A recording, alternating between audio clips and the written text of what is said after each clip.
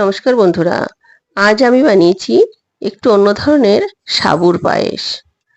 আমি এখানে 100 গ্রাম মতো সাবু নিয়েছি।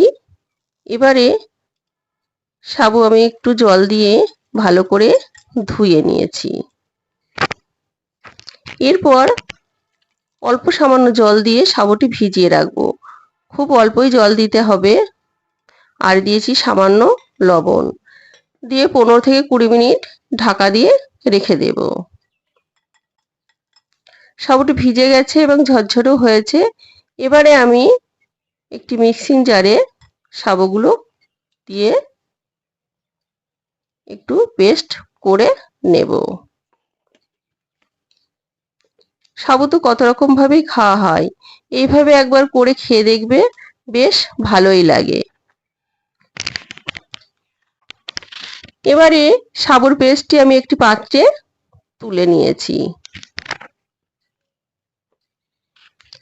আর হাতে একটু ঘি মাখিয়ে ওই সাবুর পেস্ট থেকে একটু একটু করে নিয়ে একটু বল আকারে তৈরি করে নিয়েছি। সবগুলোই একইভাবে তৈরি করে নেব। এদিকে কড়াইতে আমি দুধ দিয়েছি। আমি এখানে হাফ লিটার দুধ দিয়েছি।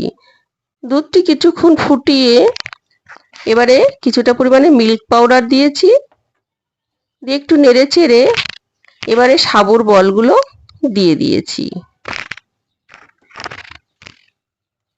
2-3 মিনিট সাবুর বলগুলো ফুটিয়ে এবারে আমি দিয়ে দেব চিনি। আমি এখানে 75 গ্রাম মতো চিনি দিয়েছি। মিষ্টিটা তোমাদের পছন্দ মতনই দেবে। আবারও 2-3 মিনিট ফুটিয়ে একটু ক্ষীর হয়ে যাবে। এবারে আমি দিয়ে দেব 1 চামচ মিল্ক পাউডার আর দিয়েছি 1 চামচ এলাচ পাউডার দিয়ে একটু নেড়ে চেড়ে আমি নামিয়ে নেব। কমপ্লিট আমার সাবুর পায়েস। তোমাদের এই রেসিপিটি কেমন লাগলো তো অবশ্যই জানাবে। এবার একটু পেস্তা কুচি ছড়িয়ে দিয়েছি।